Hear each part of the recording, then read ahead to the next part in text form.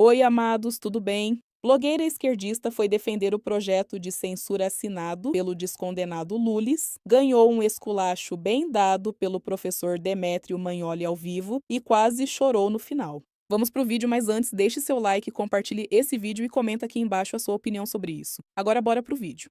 O governo federal também anunciou hoje as novas medidas que endurecem essas regras para as plataformas digitais aqui no Brasil. As empresas agora são obrigadas a tirar os conteúdos criminosos do ar, mesmo sem ter uma ordem da justiça, e podem ser punidas caso não cumpram essa determinação. O que eu quero entender, que caminho a Flávia quer nos levar nessa reflexão sobre o que acontece, então, sobre as regras para as Big Techs? Marcelo, até já dei uma palhinha, né, no que diz respeito a uma regulação aí objetiva com atribuição da Agência Nacional de Proteção de Dados como um órgão regulador desse dever de cuidado que foi estabelecido, interpretado na falta de uma legislação específica. O fato é que, a partir da interpretação do Supremo Tribunal Federal de que as plataformas têm sim e podem ser responsabilizadas se não zelarem, se não cuidarem desses conteúdos que tenham viés criminoso, vou chamar assim, contra crianças e adolescentes, contra mulheres, contra minorias étnicas ou envolvendo racismo, terrorismo, inclusive, né, aí incluído. Essa gama de temas está incorporada e identificada pelo Supremo Tribunal Federal como sendo alvo de necessidade de proteção e risco de responsabilização às plataformas digitais. O decreto de hoje, ele cria as regras. Quem é que vai fazer essa determinação, quem é que vai cobrar e de que forma que as empresas vão precisar se posicionar em relação a isso. O Brasil, em alguma medida, dá um sinal de que não vai abrir mão desse papel de modular os exageros, a violência, os crimes que venham a ser cometidos nesses ambientes digitais. E aí nessa, Demétrio? O Brasil precisa mudar o seu sistema político, precisa copiar aquilo que funciona. Nós precisamos acabar com esse negócio de liberdade partidária, de ter vários partidos. Nós precisamos copiar a China. Precisa ter um partido único que nos leve ao desenvolvimento econômico. É preciso parar com essa imoralidade dos políticos. Plim, plim, discurso antidemocrático. Censura. Cabe isso no decreto ou não? Posso falar ou não posso? Claro que eu não acho isso. Alguém pode falar isso? A guerra no Irã foi produzida por Israel. Israel levou os Estados Unidos à guerra no Irã. Como Israel tinha levado os Estados Unidos a invadir o Iraque em 2003. Plim, plim, antissemitismo. Eu não acho isso, mas muita gente acha. Pode ou não pode? Existe uma obsessão do governo de quando se fala em regular as Big Techs, se introduzir uma zona cinzenta imensa. É uma obsessão. Eu nunca ouvi falar na ideia de uma regulação das Big Techs que se limite àquilo que é crime, definido como crime pela nossa legislação, claramente definido como crime. Sempre existe a zona cinzenta imensa e se dá então o poder a uma agência reguladora e as próprias Big Techs para definirem o que será censurado. Isso não é bom. Esse decreto está errado. Ele está errado porque ele vai além dos crimes e abre espaço para essa obsessão, que é a obsessão de controlar a opinião. É a obsessão de que o Estado ensinará a sociedade a ser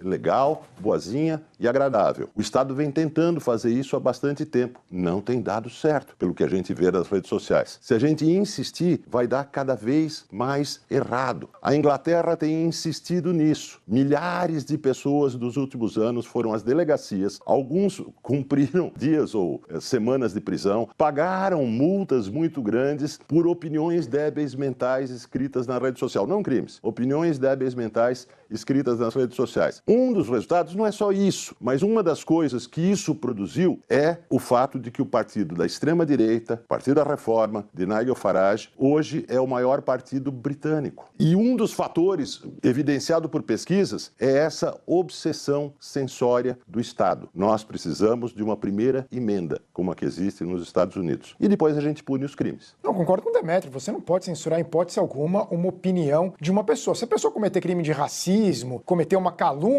já está previsto ali na Constituição. A pessoa pode ser processada e é assim que funciona. Se ela for racista numa rede social, ela é processada por racismo, se for o caso, será presa. A mesma coisa com antissemitismo, a mesma coisa com islamofobia, a mesma coisa se caluniar ou difamar alguém. Agora, censurar a opinião de uma pessoa porque você discorda do que ela disse, ou censurar uma pessoa porque ela te ofendeu uma autoridade, processa a pessoa. Foi calúnia? Processa por calúnia. Agora, censurar não funciona assim, não. você simplesmente processa dentro da lei. Você não pode tapar a boca de uma pessoa se a pessoa quiser falar algo publicamente, fazer uma ofensa. Não fez, aí ela é processada por aquilo que ela fez, mas a censura na rede social tem que tomar muito cuidado, porque pode acontecer isso que o Demétrio falou. Quer dizer, alguém censurar porque você faz uma crítica ao governo, ao Trump, a Israel, a Palestina, ao que quer que seja. A pessoa pode criticar todas essas coisas. Diga, Flávia. Não, é que eu acho que a gente está trazendo aqui dois debates, né? E é muito importante não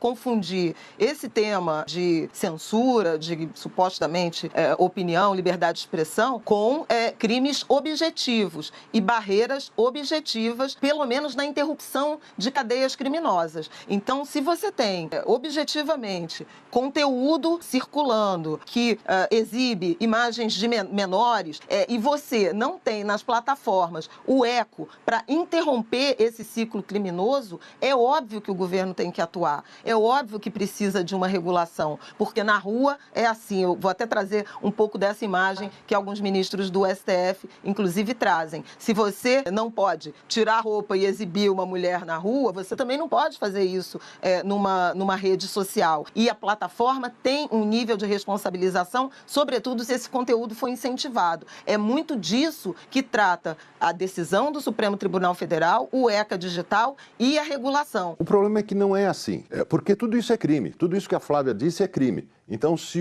uma plataforma divulga e principalmente monetiza crimes, a plataforma tem que ser punida porque ela é corresponsável.